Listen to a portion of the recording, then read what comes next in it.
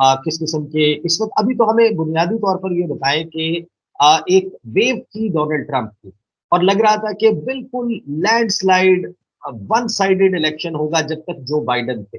Joe Biden ने जिस तरीके से पहले सदारती मुबाहिसे में घबराहट दिखाई और उसके बाद विदिन डेमोक्रेट्स एक बड़ी तनकीद हुई, वो हट गए पीछे और automatically Kamala Harris was the natural candidate, वो सामने आ गई। ये वेव जो है वो कहीं डाई डाउन हो गई है, ऑड्स बड़ा करीब आ चुके हैं, क्या वाक़ई नेक टू नेक मुकाबला है? जी, बिल्कुल नेक टू नेक मुकाबला है, लेकिन अभी भी एज हासिल जो है वो डोनाल्ड ट्रंप को ही है। और डेमोग्राफिकली मैं आपको उसके लिए बारे में समझाऊँगा और 2-4 फैक्टर्स बताऊँगा कि क्यों मैं ये बात कर रहा हूँ। देखिए, एक बात तो बिल्कुल क्लियर है कि जब बटलर पेंसिल्वेनिया में सदर ट्रंप के ऊपर हमला हुआ था, उस वक़्त उनकी जो पॉपुलैरिटी बड़ी सर्ज कर गई थी और बात आपने बिल्कुल सही की, जो बाइडेन थे वो he was a sitting duck in front of him. तो वो जब से ड्रॉप आउट हुए उसके बाद बहुत ज़्यादा तादाद में जो है वो लोग उनके इर्द-गिर्द उन्होंने रैली की, जो कमाला हैरिस हैं उनकी मकबूलियत उन्हें अच्छा, उन्होंने मेहनत भी की, उनको बहुत सारे एथनिक जो ग्रुप्स हैं उनकी हिमायत भी हासिल थी और उससे जो है एक सर्ज आई उनकी वोट्स में और अभी इस वक़्त टाइट सिचुएशन है। लेकिन मैं आपको एक बात बताऊँ, बहुत से लोग जो इस वक़्त 7 स्टेट्स की बात करें, स्विंग स्टेट्स की बात करें, लेकिन 1-2 स्टेट्स ऐसी हैं जिनके बारे में कोई बात नहीं कर रहा, जहाँ पे बहुत बड़े अपसेट्स हो सकते हैं इस इलेक्शन में। लेकिन बहरहाल जो 7 स्टेट्स का जो अभी 4 घंटे पहले जो पोल आया अमेरिका में, उसपे 2 पॉइंट्स की बढ़तरी हासिल है। जो की स्टेट्स हैं, जो बैटल ग्राउंड स्टेट्स हैं, उनमें सदर ट्रंप को अभी भी वो लीड हासिल है। लेकिन इस हवाले से मैं थोड़ा-सा ये भी आपको बताता चलूँ कि एक छोटा-सा फैक्टर है जो पाकिस्तानी अभी तक उसको मीडिया में और यहाँ के भी मीडिया में उसको इतना ज़्यादा हाइलाइट नहीं किया जा रहा। क्योंकि हम यहाँ पे बहुत सारे ग्रुप्स के अंदर होते हैं, ऑन ग्राउंड काम भी करते हैं। देखिए, जिल स्टाइन जो हैं, ग्रीन पार्टी की एक प्रेसिडेंशियल नॉमिनी है, जो बैलेट पे मौजूद है इस वक़्त, सदर के बैलेट पे उनका नाम मौजूद है। और मैं आपको बता रहा हूँ कि कितने मेरे पास व्हाट्सएप ग्रुप्स हैं जिनके अंदर बहुत बड़ी तादाद है लोगों की और ये इंटरनेशनल ग्रुप्स हैं बाय द वे। तो जितने भी यहाँ पे एथनिसिटी जो एथनिक बैकग्राउंड के लोग हैं, उन्होंने कहा जी ना ना सदर ट्रंप और ना ही कमाला हैरिस। हम दोनों को वोट नहीं देने जा रहे, चाहे बेशक ट्रंप सदर बन जाए, लेकिन कमाला हैरिस उन दोनों को वोट नहीं डालेंगे क्योंकि उसकी रीजन है, जो इसराइल में हुआ, गाजा में हुआ और जो इजरायली वोट और नोट दोनों यहाँ पे बड़े चलते हैं, ईसा नकवी साहब, अमेरिकी इंतखाबात में। तो उसकी वजह से जो है यहाँ पे एक जो स्पॉइलर का किरदार अदा कर सकती हैं वो जिल स्टाइन, ग्रीन पार्टी। आप ये नोट कर लीजिएगा कि उन्होंने शायद 1 मिलियन से भी ज्यादा कभी वोट हासिल नहीं किए, लेकिन इस दफा वो कई मिलियन वोट हासिल करेंगे, वो स्पॉइलर बनेंगी और उसमें इनके बहुत बड़ी तादाद जो है 3 स्विंग स्टेट्स में, जॉर्जिया, पेंसिल्वेनिया और मिशिगन, यहाँ पे लाखों की तादाद में मुसलमान वोटर्स हैं और उन्होंने ये डिसाइड कर लिया कि वो वोट डालने जा रहे हैं ट्रंप को। नहीं तो जब हम पाकिस्तान में किसी भी स्पॉइलर की बात करते हैं, फॉर एग्जांपल हम बात करते हैं कि अगर तहरीक लब्बैक सामने आ गई तो वो किसके वोट तोड़ेगी? कौन सी छोटी जमात किस बड़ी जमात को अफेक्ट कर सकती है, हमेशा इस एंगल पर बात होती है। तो पाकिस्तान के तो हम अब हमें मालूम है कि मजहबी जमात होगी तो वो किसको, राइट की जमात होगी तो किसको डैमेज करेगी, लेफ्ट की जमात होगी, सेंटर की जमात होगी। आप हमें ये बताएं कि ये जो ग्रीन पार्टी है ये क्या कमला हैरिस को डैमेज करेगी या डोनाल्ड ट्रंप को डैमेज करेगी? देखिए, जो जिल स्टाइन है ना, उनका जो मौक़िफ़ है गाज़ा के ऊपर, लबनान के ऊपर जो इस वक़्त हमले जारी हैं और अभी भी जैसे हम बात कर रहे हैं, जंगबंदी की भी बात चल रही है। लेकिन वो उनका बैकग्राउंड बेशक शायद वो ऐसा है कि जो मैं अब इसके किसी के बैकग्राउंड पे बात नहीं करूँगा, लेकिन वो इस जंग की शदीद तरीन मुख़ालिफ़ हैं।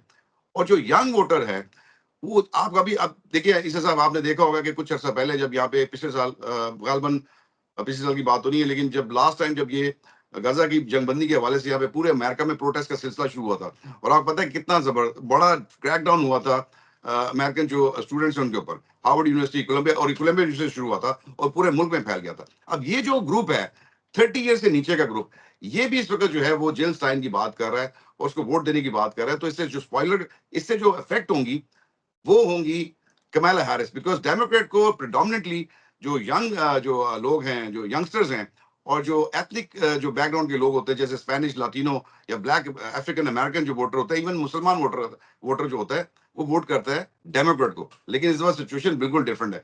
तो इस तरह जो है वो जिल स्टाइन मेरा ख्याल है कि एक बहुत बड़ा स्पॉइलर का रोल अदा करने जा रही है, खासूसी तौर पे स्विंग स्टेट्स में।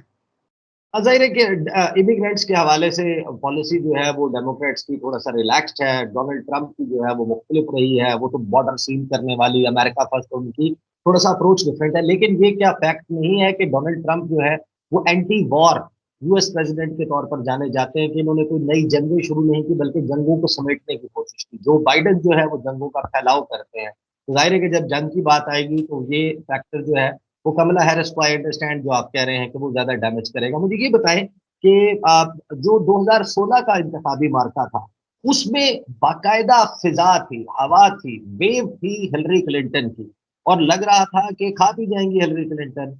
वहां पर बड़ा सरप्राइज दिया था डोनाल्ड ट्रंप ने, यानी ऐसी ऐसी स्टेट्स, मैं मुझे याद है 1982 से जो कभी भी डेमोक्रेट्स नहीं ने हारी नहीं थी, वो अचानक से रिपब्लिकन्स के पास चली गई, सारी की सारी रेड नजर आ रही थी। अब विस्कॉन्सन वो हार गई, वो और बहुत सारी स्टेट्स हार गई। तो क्या इस मर्तबा जो है वो कोई सरप्राइज होगा? कोई अक्टूबर सरप्राइज आया है या नहीं? कोई सरप्राइज नहीं। देखिए, जो सरप्राइज की जहां तक बात करें ना आप, अब मैं आपको हाउस की इस वक्त पोजीशन बता दूं। जैसे नेशनल असेंबली हमारी जो कांग्रेस है, वहां पे 435 सीट की 435 वक्त अप फॉर री इलेक्शन है। देखिए, लास्ट टाइम भी 2020 में इस वक्त जो पलड़ा भारी है अगर रिपब्लिकन का हाउस में, तो उसकी रीजन यही थी कि न्यूयॉर्क स्टेट जो है उसने जो है 5 से 7, मेरा ख्याल है 7 सीटें जो है वो एक्स्ट्रा जितवा दी थी, जो कभी डेमोक्रेट पार्टी जीती नहीं थी। तो इस दफा भी इन्होंने, ट्रंप ने बड़ा एक ट्रंप कार्ड खेला है जी। न्यूयॉर्क में रैली थी, मैं खुद वहां पे मौजूद था उस अरीना के अंदर। मैंने वहां से कवरेज भी की 92 के लिए। मेरा ख्याल है मैं शायद वाहिद साफी था जो वहां पे अंदर मौजूद था, पाकिस्तानी। तो वहां पे जो उन्होंने ट्रंप कार्ड खेला, बड़ा लोग परेशान थे कि यार ये स्विंग स्टेट छोड़ के तो ट्रंप यहाँ पे क्या ये कर रहे हैं। सर, जितनी बड़ी तादाद में लोग बाहर निकले न्यूयॉर्क में, यानी 20,000 का जो अंदर जो अरीना है वो तो फुल हो चुका था मेरा ख्याल है विद इन मिनट्स। उससे ज्यादा को 3 गुना तादाद तो बाहर खड़ी हुई थी वहां पे रोडों के ऊपर। और वो रात तक, जब तक वो प्रोग्राम जारी रहा, वो लोग वहीं पे रहे और कहीं नहीं गए। तो मैं आपको बता रहा हूँ कि एक सरप्राइज एलिमेंट जो अभी हम बात कर रहे हैं 7 स्विंग स्टेट्स की, उसके अलावा भी कुछ ऐसी स्टेट्स हैं जो ओहायो है, आई एम सॉरी ओहायो को मैं बात कर रहा हूँ, जहाँ पे बड़ी इस वक्त पोजिशन स्ट्रांग है, आयोवा। यानी हाउस के हवाले से न्यूयॉर्क स्टेट जो है, वहां पे हमें ये पता चल रहा है कि इस वक्त कोई 8 से 10 कांग्रेस की ऐसी सीटें, बेसिकली तो इन दोनों में मुकाबला है। और ये एक डेमोक्रेट स्टेट है न्यूयॉर्क, जाने तो नहीं लगी वो रिपब्लिकन के पास, लेकिन बहुत बड़ा डैमेज कर जाएंगे वहां पे अगर वो 6 से 7 8 सीटें वहां से निकाल लेते हैं, क्योंकि उनका होम टाउन भी है प्रेसिडेंट का। और इस हवाले से यहाँ पे सरप्राइजेस आ सकते हैं, कुछ ऐसी भी स्टेट्स विन कर सकते हैं सदर ट्रंप, जो आपके वहम और गुमान में भी नहीं होगा। तो आपको लगता है कि Donald Trump has better chances, ज्यादा ज्यादा चांस? आपकी गुफ्तगू से तो मैं यही कंक्लूड कर पा रहा हूँ कि वो होगा। अच्छा, मैं अब इस निशिस्त को जो है यहाँ पर कुछ सवालात छोड़कर जो है वो इख्तिताम पजीर करने लगा हूँ। कुछ सवालात हैं जिनके ऊपर मैं आपसे अगली निशिस्त में बात करूंगा, और लोग यहाँ पर बहुत इंटरेस्टेड हैं। वो ये जानना चाहते हैं कि अमेरिका के सदारती इलेक्शंस के नताइज, उनका क्या कोई असर पाकिस्तान के हवाले से अमेरिकन पॉलिसी पर हो सकता है, या पाकिस्तान बिल्कुल मैटर नहीं करता?